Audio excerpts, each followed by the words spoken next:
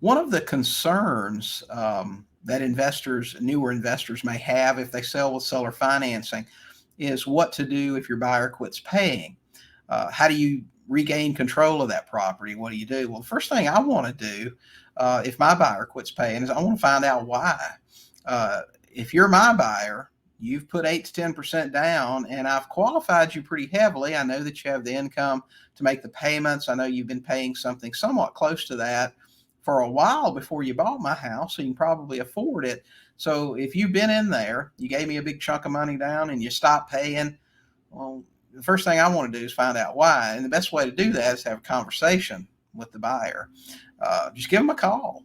They should know who you are because they've dealt with you either in person if you're local, or they've dealt with you over a Zoom or a phone call as the trustee handling that property. And that's how they should know you. They should never know you as the owner or anything like that. Don't thump your chest and be all that. You want to be the middle guy that's always on their side. So I'm just going to call them up. I'm going to say, Bob, you've been in the house now for a year. You've always paid on time. We didn't get your payment this month. What's up?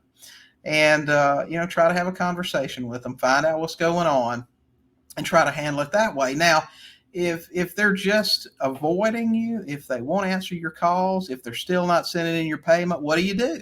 How do you get that house back? Well, if you sell houses the way we teach, you've sold that house on a land contract. What's that mean? Well, it means that you or your entity or your trust is still on title. Title's not in your buyer's name, so they can't go out, get liens and judgments on it or anything like that. So getting that house back in that situation in a lot of states is a pretty easy process. You, in many states, can just move forward with a notice to them and a simple eviction. And of course, if you can't do that, then if you're in a state where they have equitable title or they protest it, then you may have to do some other more costly things. But in most cases, you can file a simple eviction.